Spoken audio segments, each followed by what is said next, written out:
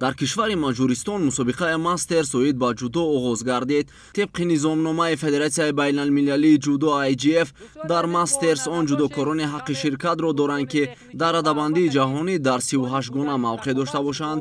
Аз Тоҷикистон ба ин мусобиқаи бошукӯҳ 5 ҷудокор Эмомалӣ Нуралӣ ва Обид Ҷебов дар вазни то 66 кило, Беҳрӯз Хоҷазода дар вазни 73 кило, Комроншоҳи Устопирён дар вазни то 90 кило ва Темур Раҳимов паҳлавони сангинвазни кишвар дар вазни ҷамъи 100 кило сафар баргардиданд.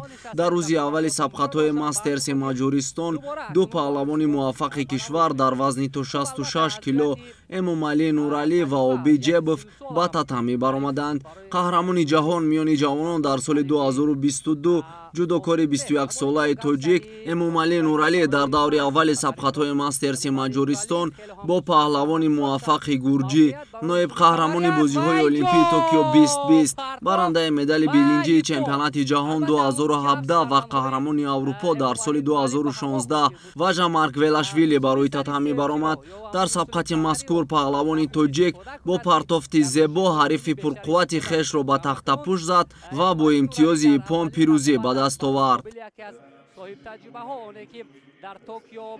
дар даври дуюм Эмомалӣ Нуралӣ бо намояндаи Амороти Муттаҳидаи Араб Баян Мунх Нармандах рақобат кард. Нерӯсанҷии варзишгарон бисёр тезу тун ва бо партофтҳои тарафайн сурат гирифт.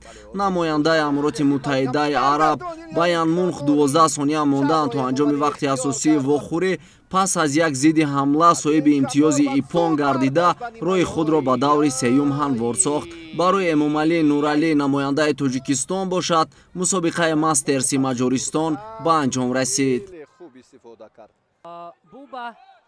паҳлавони дигари тоҷик дар вазни 66 кило Обид Ҷебов дар даври аввали сабқатҳои мастерси Маҷористон 2023 бо ҳамтои худ аз Фаронса Буба Дайки ба майдон баромад. 33 сония мондаанд то анҷоми вақти асосии вохӯрӣ намояндаи Фаронса Буба дар як зидди ҳамла имтиёзи вазари ба даст овард. дар сонияҳои охири рақобат Ҷебов низ бо як партофти зебо соҳиби имтиёзи вазарӣ гардид. дар оғози дақиқаи сеюми Голден Скор Буба Дайки имтиёзи дуюми вазариро соҳиб гардида роҳи худро ба даври баъдӣ ҳамвор сохт. Обид Ҷебов бошад аз идомаи сабқатҳои мастерси Маҷористон 2023 канор рафт. санаи 5 август дар рӯзи дуюми сабқатҳои мастерси Маҷористон Беҳрӯзи Хоҷазода дар вазни то 73 кило ба майдон мебарояд. рақиби аввали варзишгари тоҷик Ломбардо Мануэл намояндаи Мексика ба ҳисоб меравад. ду паҳлавони дигари тоҷик Комроншоҳи Устопирён ва Темур Раҳимов бошанд. дар рӯзи охири сабқатҳо вориди майдон хоҳанд шуд.